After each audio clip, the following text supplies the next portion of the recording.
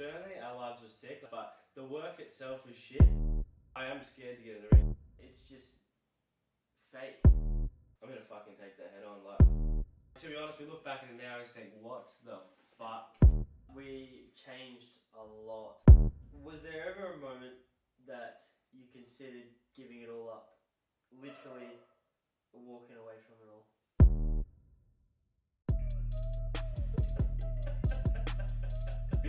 I'm not gonna say that. It just fucking sucks. That fear is good. I see that fear as like, you know what, I mean, I'm doing the right thing. But that's where it's fucking hard. Like, working hard for us isn't the issue. Would you prefer to live a life filled with W days that reaches no goal or peak?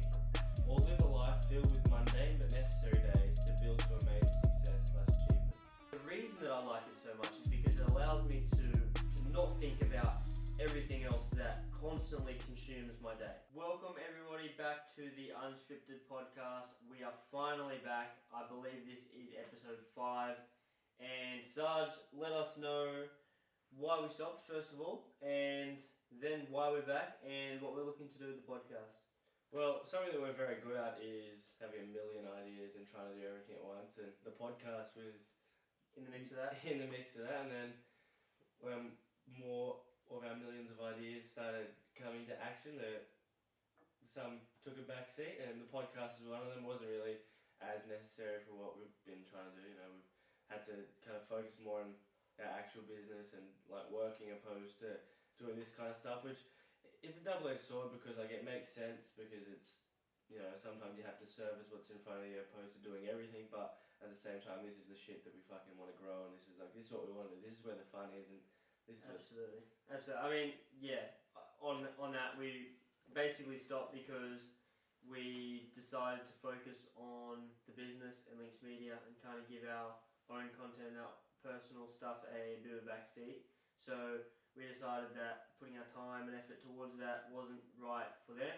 And in that period, I mean, we've done a lot. We've changed a lot. We have put a lot of hours into Links Media. So we've done what we said, but now we are at the time basically where it makes sense for us to get it back up and going.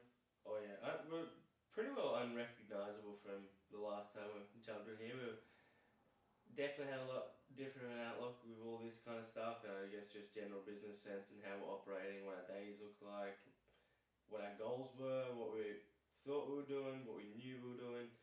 Now it's two different blokes just fucking ready to rip and tear and have a fucking crack. Absolutely. So how this podcast is going to work, and for when we don't have guests on, how we're going to structure it is we are basically going to talk about the points of our lives and topics that we firstly want to talk about, and secondly that basically relate to our own personal experiences that hopefully some people watching this can also relate to. And that's where we're going to go with it. We are going to ask each other some questions and talk on some topics that are pretty close to us and who we are. And yeah, I think one of the big things before I guess we really get into it, the difference between I guess now, and not even just in the podcast but with all our content or everything going forwards, there's no longer a narrative that we're I guess trying to stick to and trying to adhere to. There's no trying to run off the back of other people's ideas and talking points. It's our own unscripted but not even just unscripted, but unapologetically our opinions, and there's no fucking tiptoeing around. We used to say we've always had a strong kind of idea around authenticity and trying to push that, but we've really only learnt what that actually means. I think the big thing is like not even the fact that we're trying to be other people. We're just trying to be like less of ourselves, only in the sense that we had the idea that if we were too much of ourselves in terms of just how we go about things, like fucking being weird and swearing and just like honestly just operating our own opinions and shit like that, we were worried that would go against the narrative, what business owners should be doing, what you should be putting out, how you should be doing things. But the truth is, fuck you cunts, let's fucking have a crack. With all that said and done, cunts, we love yous, but we love yous. With all that said and done, we will kick things off, or I'll kick things off by asking you, where have we been Firstly, what have we been doing? 51 Mungira Street. And what has changed since the last podcast we filmed, which, by the way, was the 13th of November last year. I Wow. looked at it and it was a long time since we released the last episode. Wow. Well, where we've been, we've actually, in this time we went overseas, we were in Bali and Thailand. That was a great time. There's definitely going to be some talking points from what we did over there and how it's shifted our business perspective and everything, but not right now. However, we've honestly just been, I guess, operating the same, been working from home, doing everything as per usual, just a fucking lot of uncertainty. Like, around November last year, we started to hit a peak in the business, and from midway through November to about start of February, we absolutely fucking were ripping it on a tear. Like, we did a fucking like 100 grand over that period, which for us, like, especially being in our first year out of school, like, was fucking unreal. Like, couldn't believe it. Where'd all that go? Yeah, we don't have any of it now, but it was so fucking cool. And we were just loving life, working hard, playing a lot of golf, just going and just fucking being mad cunts, really. It was really cool.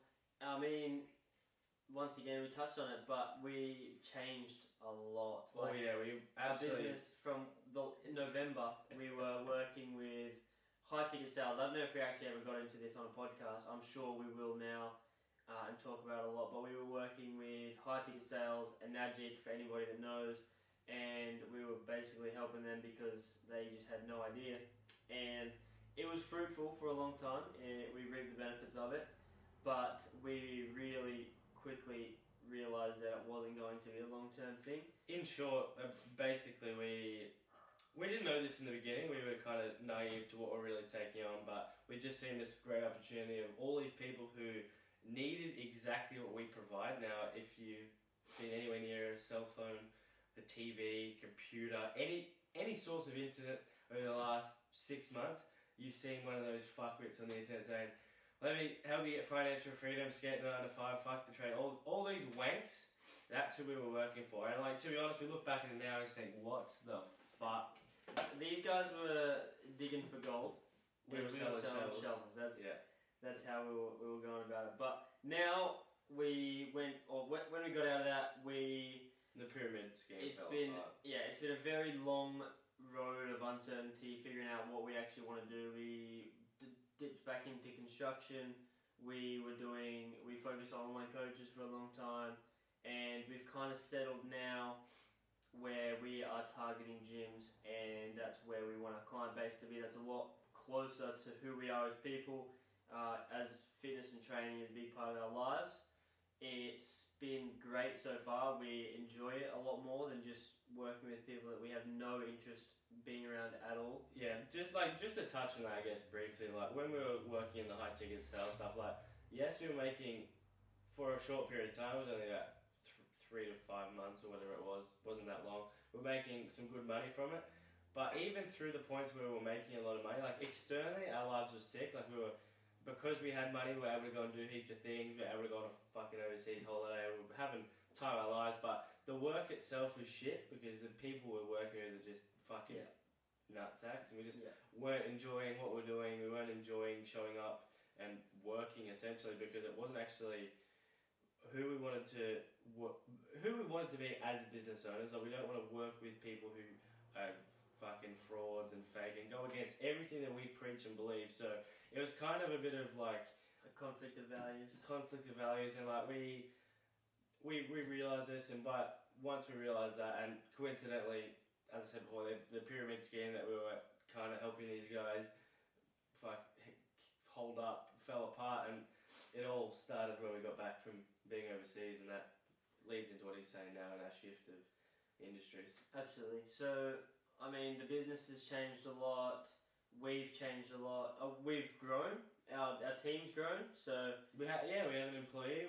She's great. She's been working with us for Her name's Riley, so she knows what's good. 3 or 4 months. Great name. No, we got her at the start of December, so it should be 6, 7 months. Jesus, how time flies. But yeah, she's great. She's a great asset to the team. We are on the way up again, as we said, so we only expect to be growing from from now. Hopefully get another person, another go on for our ad stuff pretty soon. So that's exciting. One thing I want to say just quickly before we get into it, and this will be cool to look back in another 6 months' time, but success isn't linear. Like, you're never just gonna fucking just go up, and it's not gonna be. We thought it was. Yeah, it's not predictable. Like we thought it was. When this boom started with the high ticket sales hub, we thought, fuck yeah, like it's June now. By June, we're gonna have doing 100k months. We're gonna be able to buy cars, a house, fucking travel, all this shit.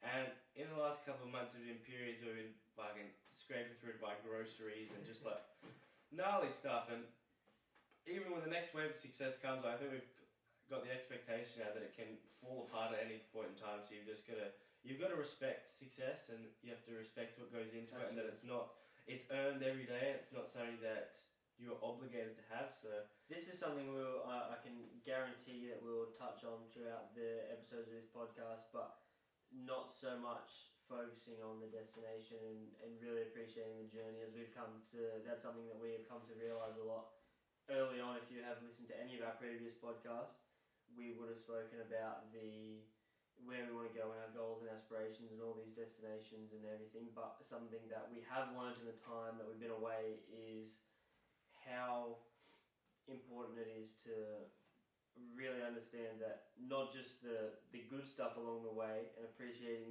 being grateful for the stuff that you do have, but also the shit stuff that you think is shit at the time.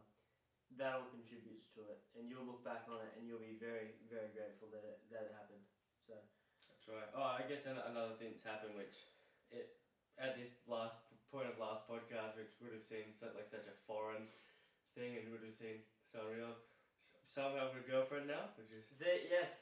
There you go. There you go. It's Sarge has been locked up to the ball and chain. Yeah, interesting stuff it is, but it's fantastic. And for any attractive girls out there, I'm still on the market, just in case you were wondering. That's right. Wallace is still on the loose, ready to rip and tear. But no, it's good. It's good. Everything's working well. What does fear mean to you, and how does it influence your actions?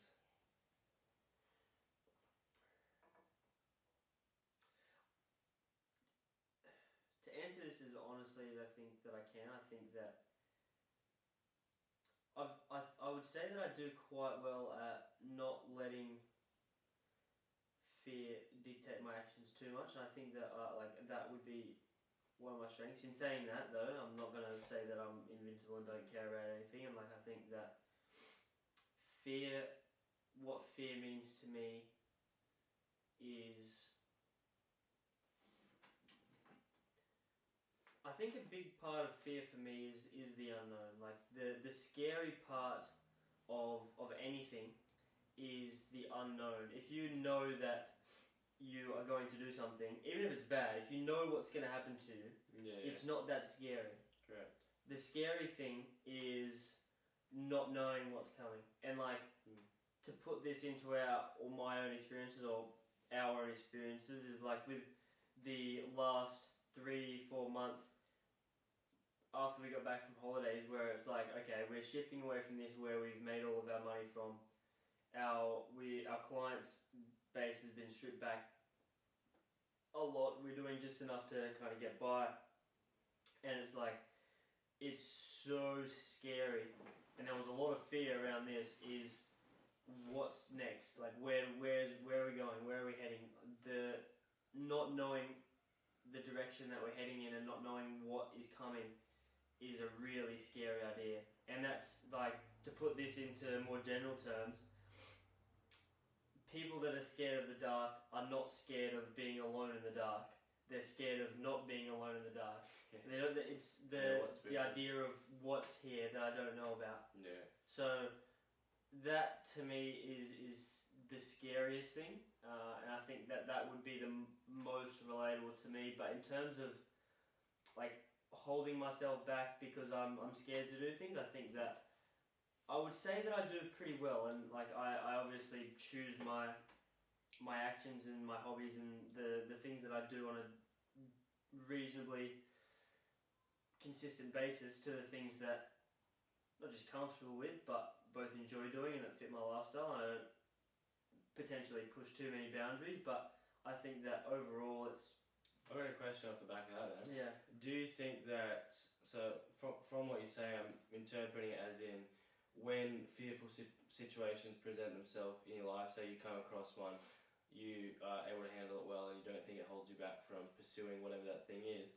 However, do you think that you avoid fearful situations in terms of if you have control over it, you know what I mean? Opposed to like, okay, I have my life where if something's going to happen, it's going to happen, I deal with it. But do you put yourself in situations where you know that it's going to bring on the uncomfortableness, and or do you try and steer clear of that? What do you think? It's a good question actually, and like I said, like completely honest, I think that actually your dad Boris said something similar to me, and I think he's that got a few quotes in the Bible. Dad Boris. Yeah, I asked him one day if he played golf, and he said, "No, don't be stupid." He said that I only play games that I can win, and I kind of not live by that, but I would say that reflects around me as well, and that overall the things that I do in my life I am very happy with. Like I train, I play golf, I work, I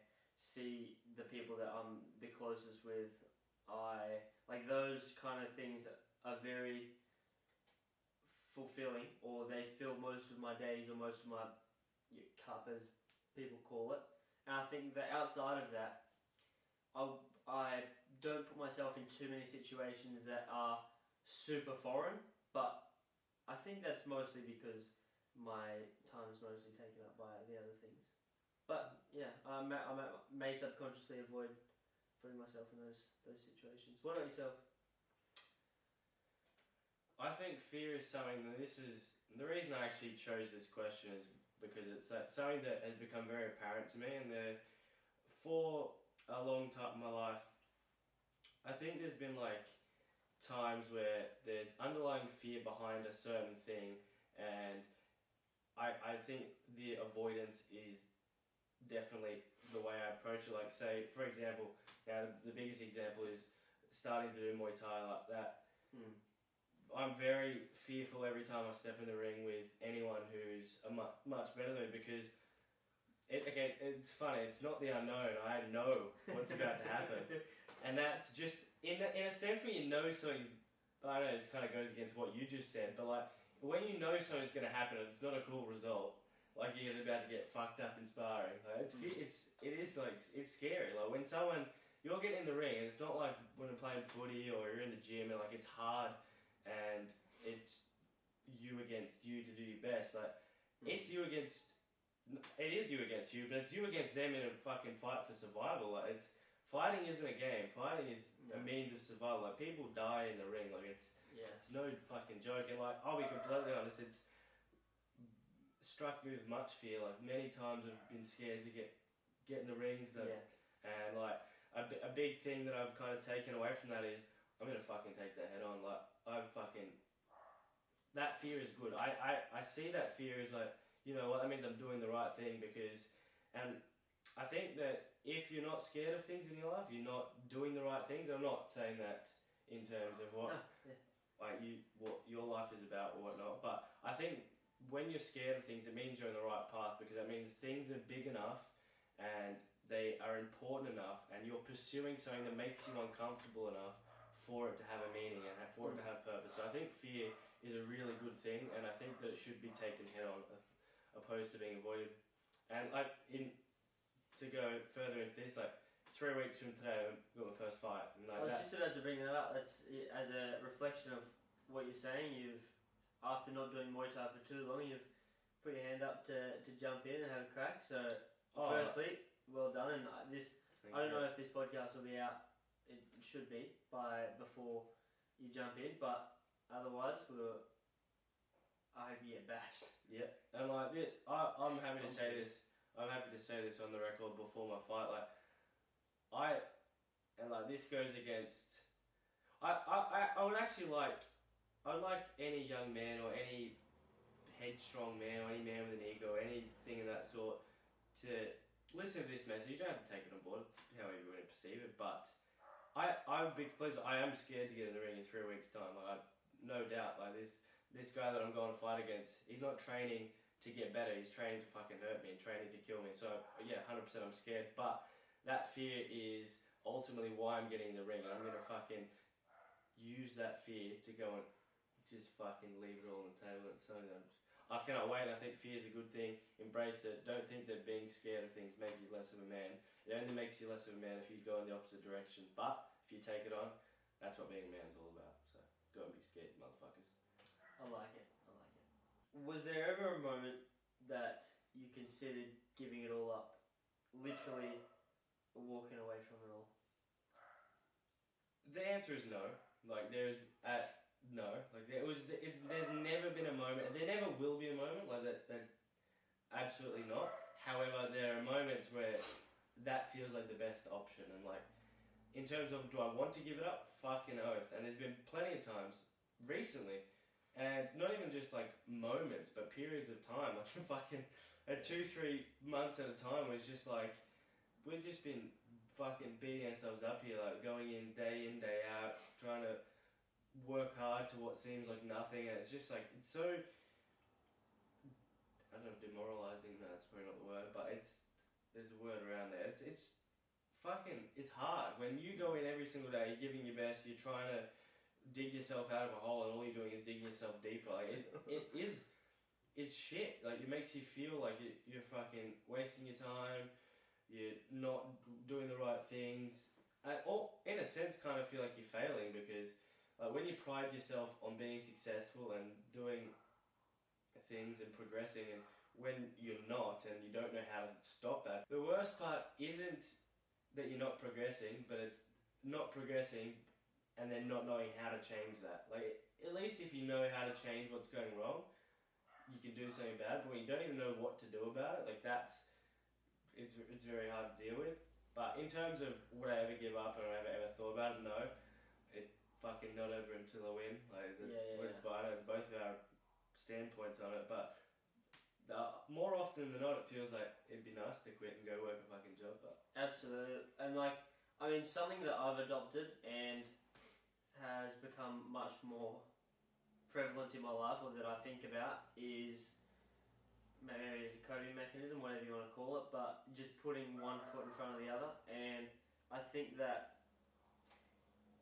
regardless of whether it's sport, whether you play golf, whether you're in business, whether you're just in a job, in your career, with your whatever it is that you're pursuing and to get good at, there, like we said, it's not just boom, a straight line straight to the top. It's ups and downs, and there are long periods of time which we have experienced now, where it just fucking sucks, and into that unknown where it's just like, what is actually happening? And I can certainly say that same thing as you. There was never really a time where I was like, I'm actually gonna do it. Like, I'm actually just gonna throw it in and give it all up. But there are certainly times where you think, holy shit, it would just be so easy to just clock into a job and just get paid and just don't have to think about anything.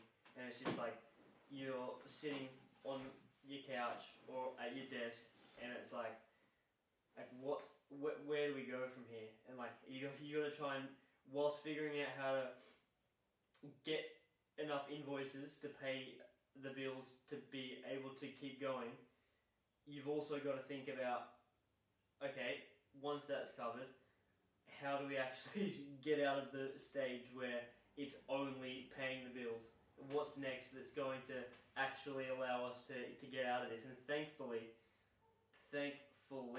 we're finally starting to see that we're out of that rut now, with focusing on gyms and changing our business and adapting and stuff like that. We're starting to come out the other side of it, but it's just putting that one foot in front of the other. There's so many points where it's just like, what do you do? And it's just, ultimately our answer is we don't know, but what we're going to do is just keep working every day, keep trying to figure stuff out, keep trying to talk to people, and put one foot in front of the other. And I mean, that has literally, we've proven to ourselves that when you don't know what to do, ultimately that's the best thing to do. I've got two things to add off the back of that. The first one is that, and this may surprise some people, but working hard is not hard. Fucking hard work is the absolute Mickey Robinson. It's so easy. Yeah, but that's okay. I'm gonna stop. I disagree. It's easy for us because that's what we've been. Yeah, this is my opinion, by the way. Yes. And that's why I said it probably go against what a lot of people believe. But correct. Personally, I believe that working hard is very easy. Like, wake up at 3:45 to work all day, or just fucking any form of hard work. I don't struggle with. The hard thing is when you have to run the show and figure out how to get things back on track when they're not going the right way. Like, when we talk about it'd be nice to clock into a job, like, but rocking up to work and having your task for the day set out in front of you, like having a big day of work, you gotta do this, you gotta do this, you gotta do this, you gotta do this. Once that's all completed, you can go home. Just ticking tasks off. Yeah, you just gotta fucking action what's on your list. Yeah. Perfect. But when you don't have a list, so you gotta make the list. When you don't have a list, you gotta make the list, but you don't have any paper or a fucking pen, or you don't know how to read any of that shit. That's where it's fucking hard. Like, working hard for us isn't the issue, but it's when we don't know how to work or what. That's hard. Frustrating and hard, yeah. And the second point I wanted to bring up was, although the business has been the shittest. Actually, it's not true. It hasn't been the shittest. It was the shittest in the beginning. The reason it's felt like the shittest is because we actually made some money and we've seen some success. And going back to nothing, that's we went up and then we had to go back down. When we were down in the beginning, there's nothing to compare it to, so it wasn't actually as bad. But anyway, although the business had been shit the last 6 months and pretty much this year until now, externally my life's been fucking sick. Like, I've been having the greatest time ever. Like, we've been overseas. Like I mentioned before, I got a girlfriend who I hate. Just kidding. Love her so dearly. Sake! Not! And... roll the clip. Yeah, no, life's actually, like, although... Life's good. Life is very good, so there's nothing to complain about. That's a completely different topic in itself, but instead of talking forever, there was nothing to complain about. And if you really think about it, you really have nothing to complain about either, so that's right. Enjoy life. I'll get into question 2. Now this is a good one, actually. Would you prefer to live a life filled with W days that reaches no goal or peak, or live a life filled with mundane but necessary days to build to a major success/achievement?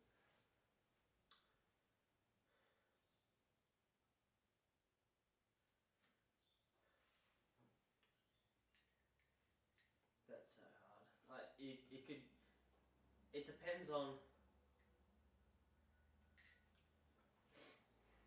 I think it depends on your overall goals, to be honest, like what it actually is, because I very much value, and I would say that I ultimately structure my life and my days and my actions, my habits, all that kind of stuff around my big goals and the person that I want to be and all these kind of things, which is ultimately a very successful person. And in a real life sense, if you were to choose the mundane days that build to success, firstly, like, it's how long is the mundane days for? Because if you do enough mundane days in a row of work, ultimately, once you get to a point, it no longer becomes that, because you can do what you want, and you can have a very long period of W days after that. So just for the point of the question though, let's just say that you do live like who's a good example? Like Warren Buffett. When have you ever heard of Warren Buffett doing anything cool? Like, he's got a lot of money. Majorly successful, very well known, has a lot of money. When have you ever heard of him doing anything cool or having any fun or anything like that? Okay, well, if that's the case, then I think it'd be an easy sway to the other option, because the reason that I want to be, the biggest reason, not the only reason, the biggest reason that I want to be super successful is to be able to ultimately to enjoy the fruits of it. Nobody wants to just make a lot of money just to have a lot of money to sit in the bank. Some fucking weirdos do. Or I don't. I want to make a lot of money, spend a lot more. Correct. I want to do all these things so that I can have or do some incredible shit, and I want to have a lot of fun with it, and I want to do all this kind of stuff. So if that was the alternatives and that was the circumstances, then I would choose to have a life of W days because yeah, and like it's a funny concept is that a lot of people, in order to achieve a said goal, like say the goal is I want to live a W life, filled with W days, people will sacrifice what the end goal is in order to reach the end goal. Like people will work their whole lives away and not enjoy themselves and not have W days in the pursuit of like success to then have fucking freedom and these W days. But like you're sacrificing what you want to get what you want, and it's fucking stupid. I actually want to talk about something. I know this probably doesn't actually align to your question and what you're trying to get out of it, but we've spoken about light and dark, and you need to have both. And I think that if you were to, let's say you were to choose the option where it's only W days, you're not kind of building to anything, but you just have good days after good days after good days. And I think that there is an underestimated importance of the bad days. Yeah. Because if you were just to have W days after W days, also there wouldn't be W days because it would be normal. It would be like that would be the baseline. Yeah, so I think that there's a level of you've got to have bad days to appreciate the good days. And this is another reason why, like, truly, as shit as it is when you're in the shit period, and it sucks so much, I can't understate that enough, but it's important for us to be able to look back on it and be like, okay, this was shit, but now this is sick. Oh yeah, there's so much more of an appreciation for good times when you've had the bad times. Oh yeah. Yeah, no, that's a good point actually. It like it doesn't directly fit into the terms of the question, but it ultimately alters the perception of how you answer that question. I think it's true. Yeah. I think ultimately you have to have W days. You have to that's regardless. You can't sacrifice your life away to build a success because then it depends. What's the point? Yeah, unless it's like you're trying to build it beyond you and you're sacrificing your own life for great means. Like for example, Elon Musk and like all the shit that he does. Yeah, washing his life away, doing all these things. He's got $400 billion. He could never work again for the next billion years. He's still have enough money to do whatever he wants, and like he's doing it for a meaning bigger than himself. So in that case, like I get it. Otherwise, let go of these ideas you have. Like if ultimately what you want is to have a good life, you're not going to achieve it by sacrificing that. Yeah, yeah.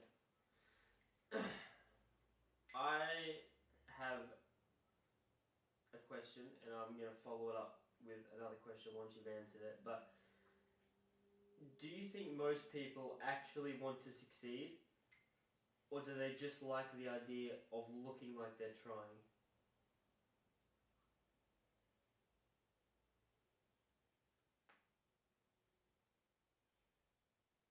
I do think people like the idea of succeeding. I do believe that people want to succeed.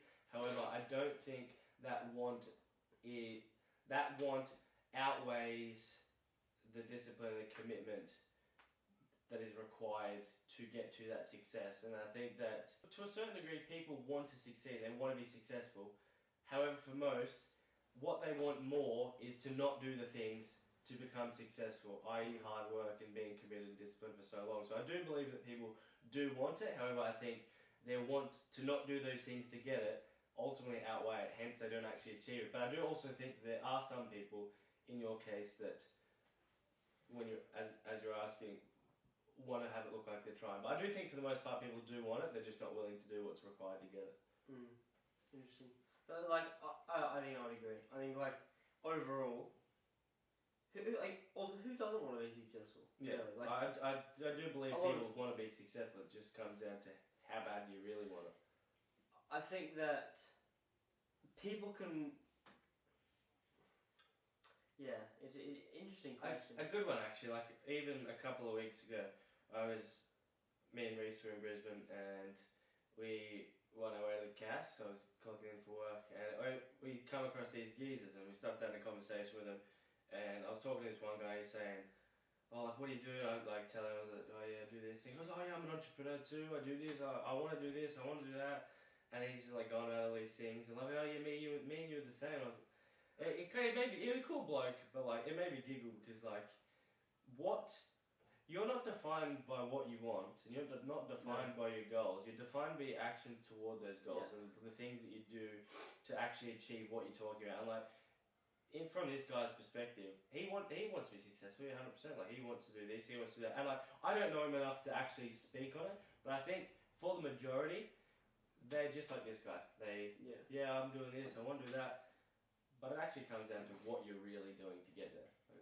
But the truth is, even I fell into this thing at the start. I mean, we both did, I think. But I know that when we first started doing it, when we first started just posting online, and we'd go do these photo shoots, and like, I would love the idea of even just posting something, and my family, my nan and my mum and that commenting, saying, "Oh, you're doing so good!" Like the idea that's true.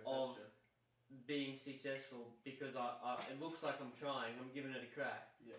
And that was like the I don't know, dopamine hit or whatever you want to call it, but like those little things were like really cool. And like, I don't think that I've definitely come a long way, and I'm a lot different to who I was back then. And that's certainly not what drives me to do anything that I do now. But I think that a lot of people fall into that, and I think that a lot of the entrepreneurs, the digital nomads, the wankers, the what's it called? What's that word? Where it's the stigma around entrepreneurship these days, where it's the laptop lifestyle. Like, we do a lot of work from our laptops, so we do fall into that. But people purport it as this magical, cool thing that you can do from anywhere and just make billions of dollars and everything. It's like it's not real.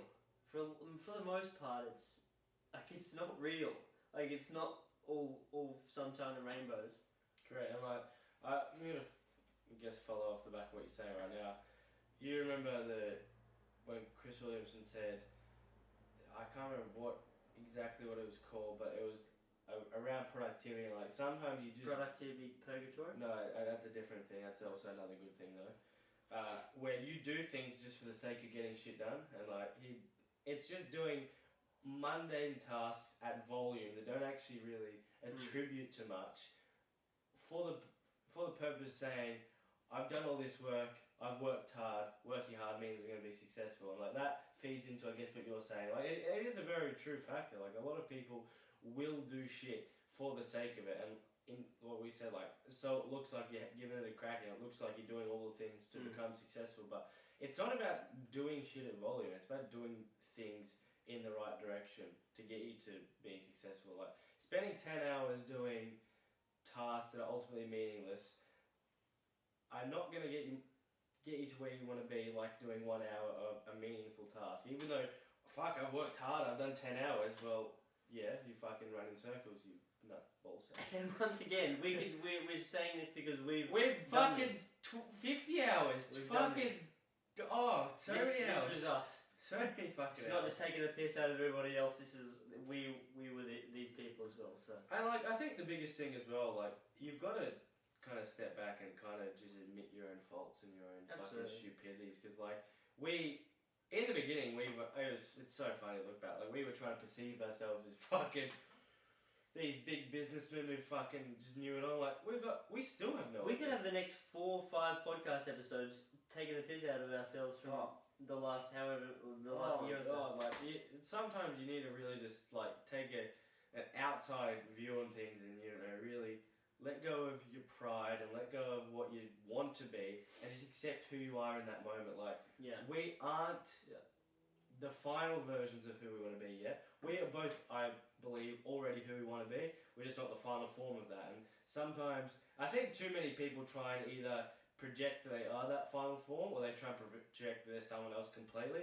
And as we've learned, and why it's funny to look back at certain things and just kind of fucking point the finger at ourselves that you dickheads, is because we've come to that realization. It's humorous, and it makes a good conversation. It's good lessons to learn. It does.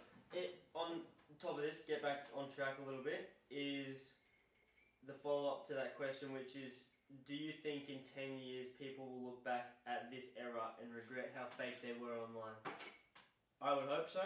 However, I think that the majority of the people putting out this shit in 10 years' time, they're going to just be worse shit. Like, the question you're asking is like, for context, pretty much everyone you see online today, whether they're doing high ticket sales or an online coach, anything, any entrepreneur that isn't sitting in these two chairs right now.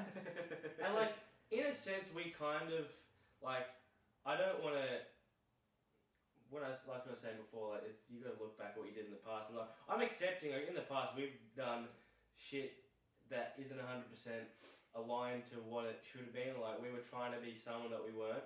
And we've accepted that. Like, by no means from, well, it's been a while now, but from when we realised it, shit changed. And like, we aren't trying to do that anymore. So it's not like I'm sitting here saying everything I'm saying and then like, oh, but you fucking did that. Yes. So everyone's trying to fucking clip me out of context. We were fucking wanky cunts posting shit online, not portraying ourselves at a point in time. 100% not saying we weren't.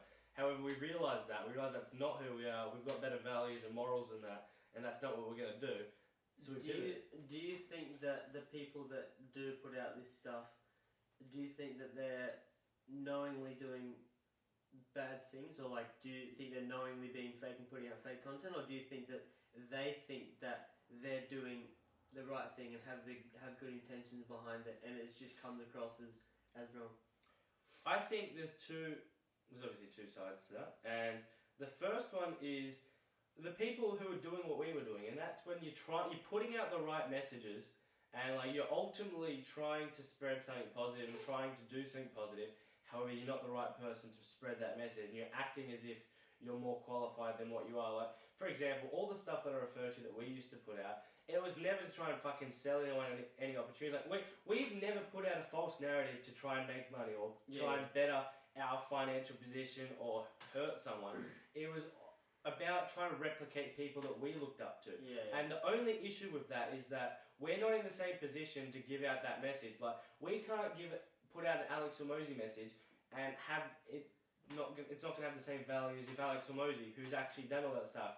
Like, the message itself wasn't the issue. It was the fact that we were trying to act like the messengers, which we were just fucking regurgitating it. So if in that category, no, I don't think that they're bad people whatsoever, because we're not bad people. If you're doing what we were doing, that's completely fine. Like, at some point you have to realise that something needs to change, otherwise you're going to be an idiot. You're not a dickhead, you're just an idiot. And that's what we were. But the other side of things, now, these are, I hate these cunts. I'm going to call them cunts, and I'll say it again, because they're cunts. The people who portray a false narrative and try and dictate that they're living a life that they're not in order to get financial return from it, and it's not just their own financial return, because when you're fucking taking things from somewhere, when you're getting something, you're taking it from somewhere. And these people aren't making money out of thin air. It's the value exchange. It's a value exchange. They expect value in terms of money, people buying whatever they're trying to sell, and they're putting out something that is ultimately, they're not returning the value that people are paying for. And like, I'll give a perfect example of what this actually is talking about. So, the entrepreneurs that claim that they're living in Dubai or living in Bali due to a certain opportunity that is bollocks, and they claim that it's changed their life and your life can change too if you go into it. The only way they're making money is selling a course or selling the idea around that opportunity. Like, if they were doing so well at their fucking dropshipping or their online fucking dick ballsing, they would continue to do it. Why would they give you the fucking blueprint to something that they're doing so well in? Because it doesn't exist. The only way they see success is by you buying into their bullshit and buying into their idea. So those people who front a false lifestyle to make money and take others, go fuck yourself. You guys are fucking losers. Okay, I feel like we have to put a little bit of give everybody some context around how deeply we feel about this, because as we've mentioned, we worked with an industry for a while where we got to know we were exposed to a lot of this kind of stuff, and we came to the realization of it's really a bit of a problem with the laptop lifestyle kind of entrepreneurs.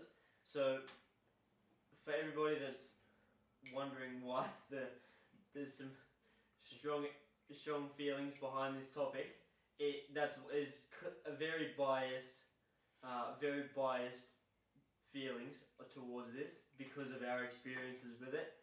But this is truthfully what we've come to find is like a piece of shit. Yeah, it's just fake. Yeah. Fake. And like us working for it in the beginning, like we said in the beginning, it was an opportunity for us to seize, but very quickly we realised that these people and what they're trying to do and how they're going about things isn't morally correct, and there's no value exchange, and yeah, they're just losers. Yeah. Next topic. What is something that you've either felt or have constant in your life that you wish everyone else could feel?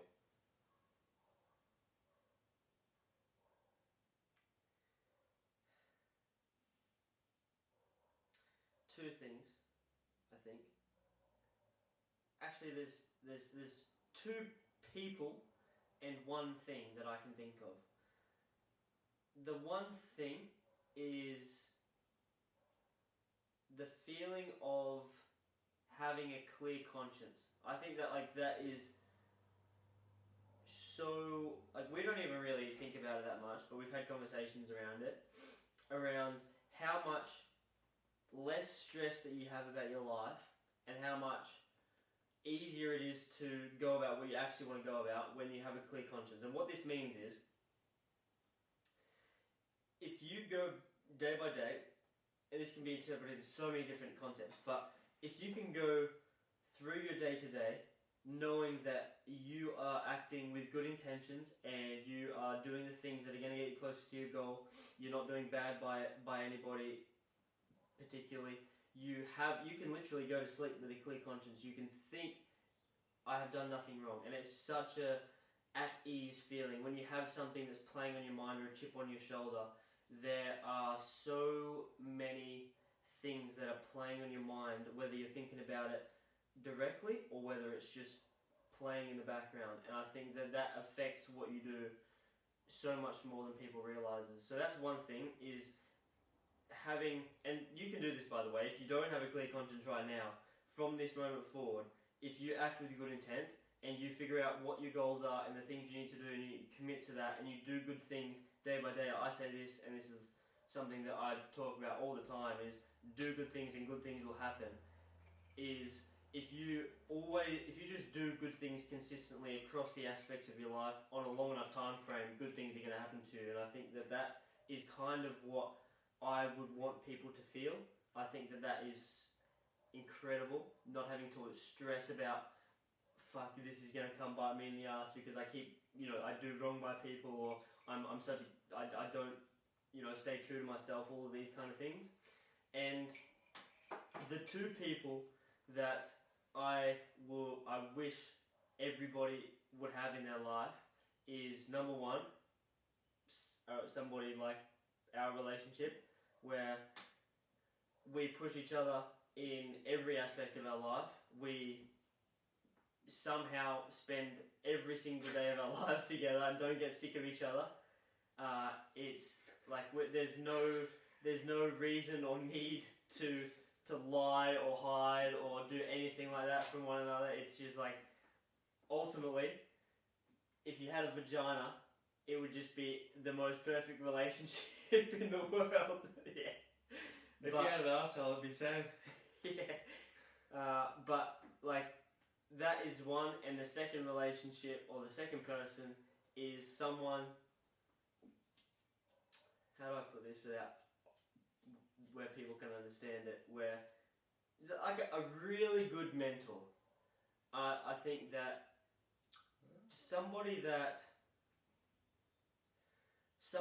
can give you good and honest advice about where you want to go and give you clarity on the things, because it may not be a change that you need to make. It may not be a dramatic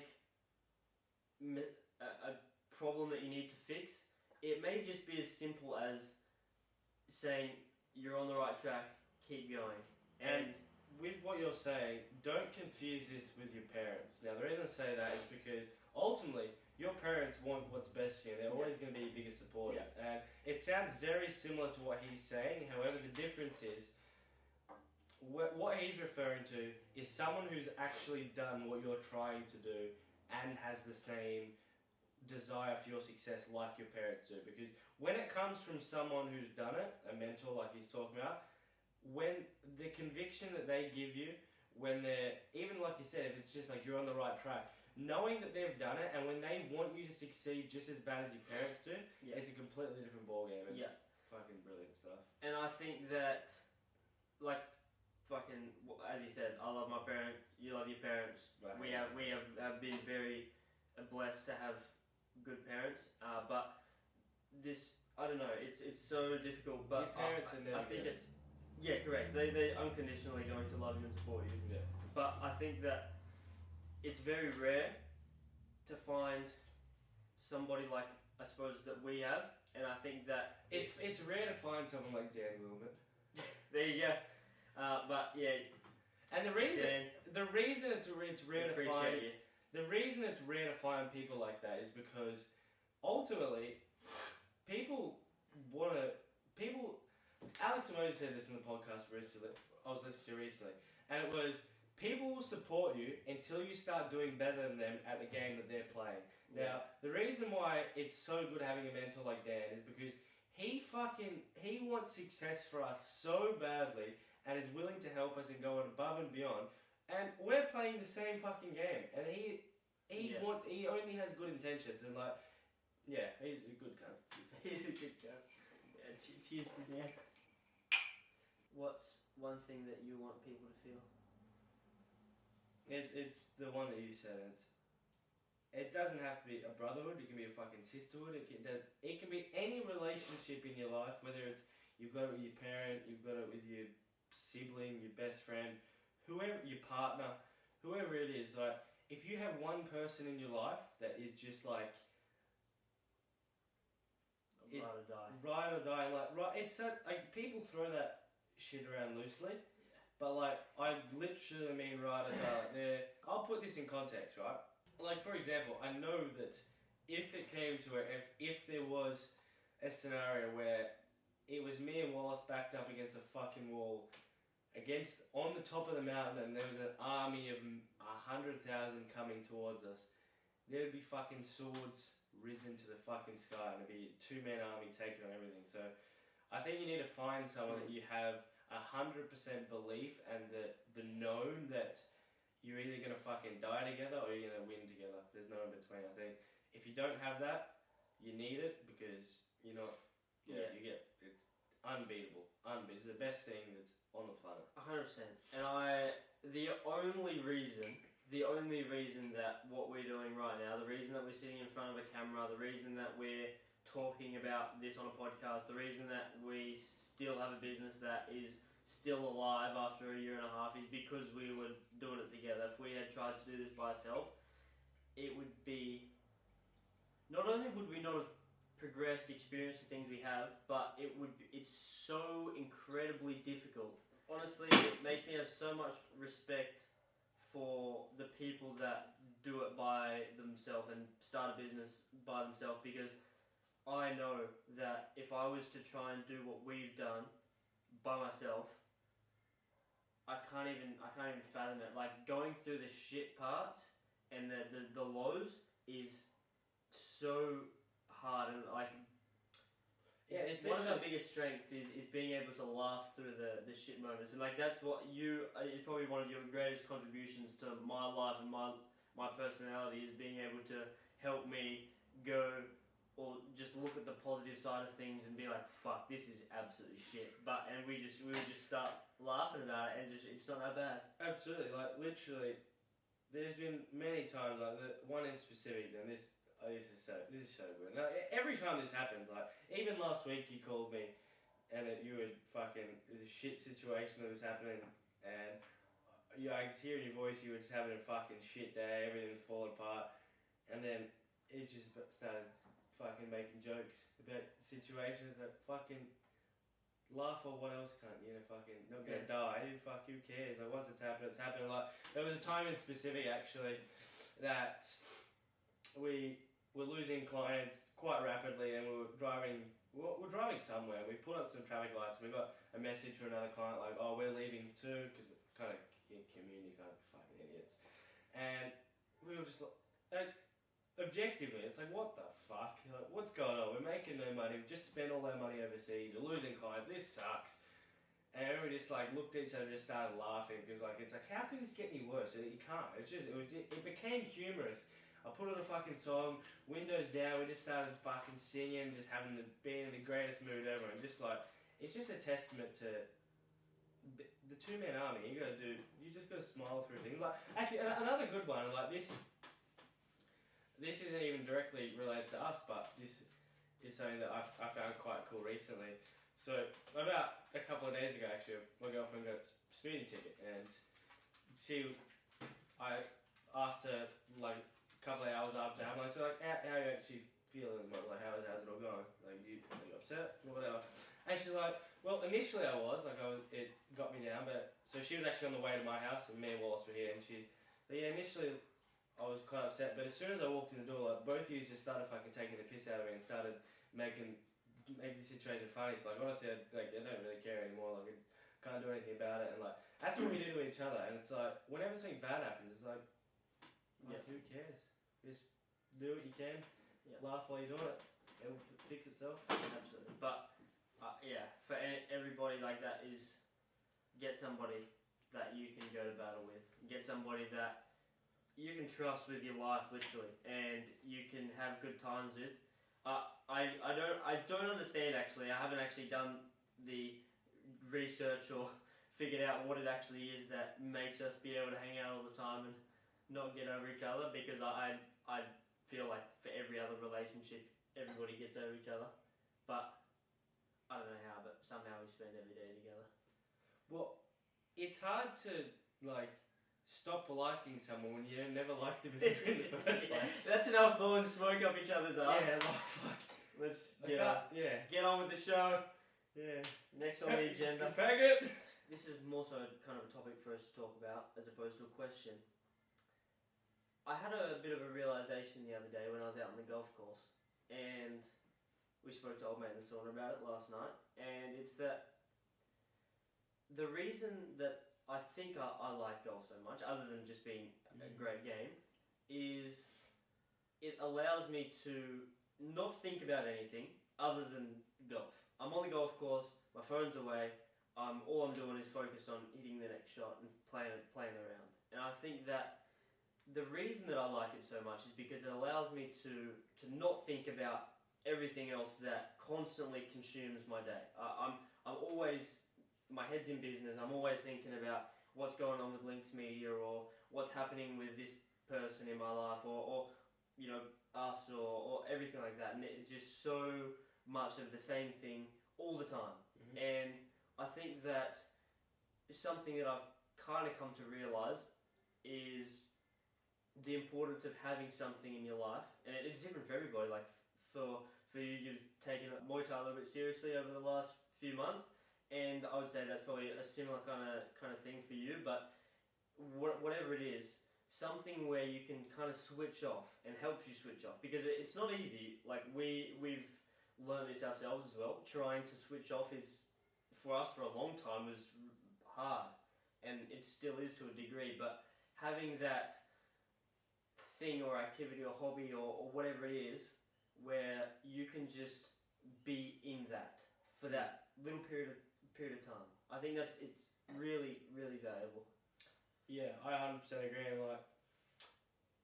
even with that, I think I still struggle with completely switching off. Like that's one of the big things for me. Like, I feel like I'm constantly got 50 million ideas, different things I'm battling at all at once. And I agree. I definitely, something I took up for a while. I haven't actually been doing as much recently, which I would love to get back into, is doing mindfulness. And like that for me was a very good time, and it eased my mind. I was kind of, not even switching off, but being able to tackle one thing at a time opposed to trying to do it all at once in my head. And like I think even recently with certain things, like I say I'm at Muay Thai, sometimes I still even struggle to completely switch off, like and be completely indulged. However, the only time, and without failure, every single time I do this, it's not even like I have a choice. Every single time I spar, there's not a, you don't have the ability to think about anything else, because when you got someone punching you in the face, kicking you in the face, you can't think about, oh shit, what's going on over here? Like, you fucking get your guard up, motherfucker. You gotta watch what's going on in front of you. You can't worry about other things in that scenario. But I 100% agree. I think it's so valuable to have something where you can take yourself out of things, because otherwise, fuck, you just perpetually just fucking go on a war. And like, I think it's true. I still struggle with it, I believe. I think I'm constantly always just thinking about different things, and sometimes I try not to, but it just happens. Absolutely. It's interesting. Like I would say I'm relatively the same, apart from on the golf course, which I have noticed it. But like other than that, I feel I would be quite similar, where there's always something. There's always something that's playing on your mind. Like even right now, instead of just like even right now, I'm still thinking about other things. So I'm thinking about what I'm doing tonight, what I'm doing tomorrow, work, clients. Literally, what I did. Like it's wild. Like at any given time, I'm thinking about 10 different scenarios, 10 different people. Yeah, and I think that playing on when you're thinking about the same thing, especially the major things in your life for too much, I think it can sometimes do you more harm than good. Oh fucking oath! Yeah, we're overanalyzing. Like 100%. So if you can get a hobby, get something that you can do where you've just got to focus on that. Whether it can be literally anything. It can be fucking go and get good at bowling or fucking darts. I don't know, chess. Yeah. Golf. Yeah. Some martial arts. Anything that can take your mind off your burdens and everything that's got going on. Something that allows you just to kind of take a step back. Just give it a crack. There's a time for being locked in and being dialed and everything like that, and that you need that. But there's also a time where you need to, and this goes back to the light and dark thing. Once again, is like you need to have this, but you need to have the other side. Yeah, for sure. And they work together. So for sure, no, that's brilliant. I just wanted to touch on that because that was something that I come to realise recently. Yeah, I think it's quite valuable. I agree. Would you prefer to be the man in the arena, or have an influence digitally like Alex Hormozi? Now, for reference, what I mean is, when I say the man in the arena, I'm talking you are performing in the moment in front of a crowd, and you're the spectacle. Like, it's State of Origin decider, you're in the Coliseums, NBA Finals, whatever that may be, and you have to show up in that moment. You're experiencing it. You're just at war, and the moment is yours. Like, would you prefer to have that? Or in Alex Hormozi's case, he has a large business personal brand with about 2 million followers. He reaches a lot more people than you would if you were just performing. And he has a lot larger of an influence, and he puts out a lot of value. So my question is, do you want to feel what it's like to be that in the moment, in that spectacle? Or do you want to have that big influence, but you don't have the moment, you're just spreading stuff and impacting people that way? I know what your response to this is. But it's a good question. I think that, don't get me wrong, I want to have the experiences. I would love to be the man in the arena, and I think that feeling internally would be more incredible than like just having getting lots of views on a video or whatever. But I think that if I had to choose one, I think I would choose the influence.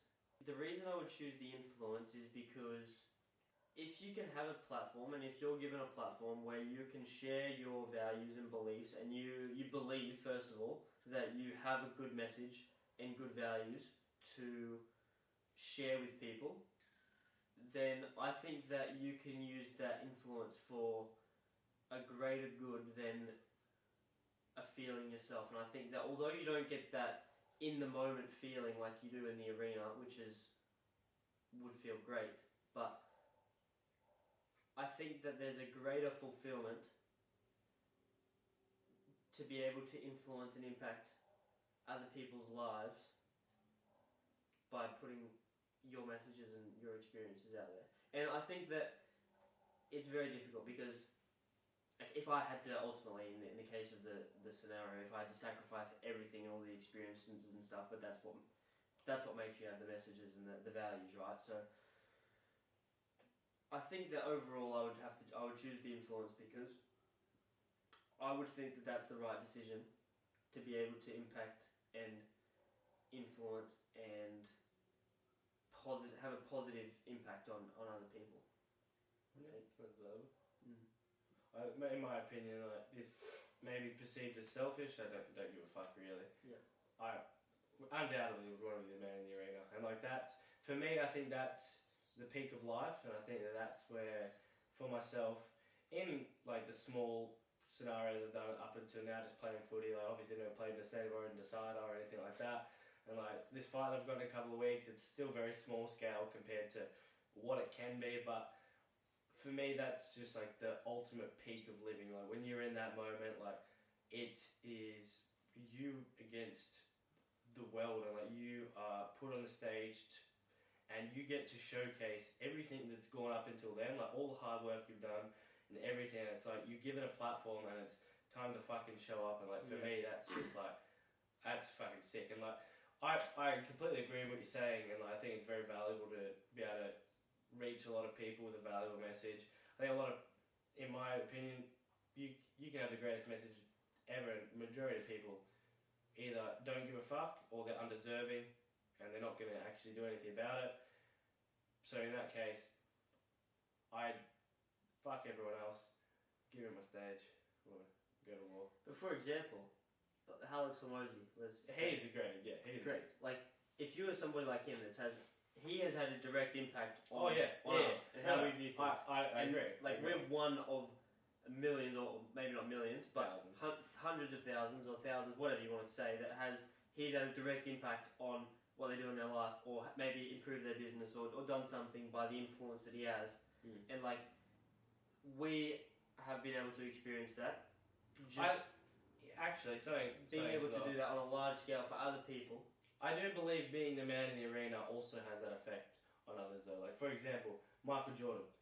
He hasn't been set out with the intention, or any professional athlete, not just Michael Jordan, but anyone on that who's in that arena, say you're fucking Conor McGregor, Mike Tyson, Tiger Woods, any goats of the sports, they may not have set out the intention of I want to reach millions and do this and do that, like what Hormozi's done. And arguably, people like that have had a bigger impact on more people. Like, it's kind of like a double-edged sword. Like, not only do you get the direct feeling of being in that moment and having that platform, but majority of these people actually then go and influence other people to then try and strive to achieve that same feeling. Like, so all the young kids who want to be professional athletes in their respective sport all over the world because they've seen their favorite athlete or whatever it be, that's a direct impact based from that person being in the arena and having that experience. Like, it's just a byproduct of what they've done, and then it's influenced other people to want the same thing. More of an indirect. Yeah, that makes sense.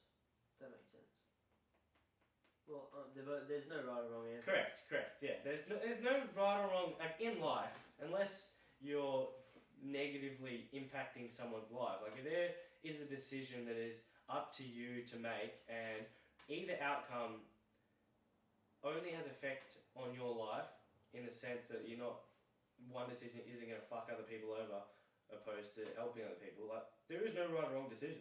It's there was something that we spoke about recently. It was the don't argue over what a good man should be, just be one. And it's like, you can have an infinite amount of perspectives or views on what you think something should be, and the same thing is with what you think is right or wrong. And the truth is, ultimately, nothing is right or wrong.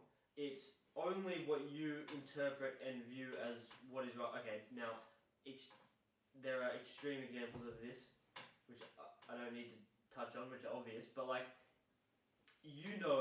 whether you're acting with good intent or bad intent, and if you can decide with whatever you're doing, whether you're doing something with good intentions, then I think that's all that matters. And I think that it's the same thing with this conversation that we're having.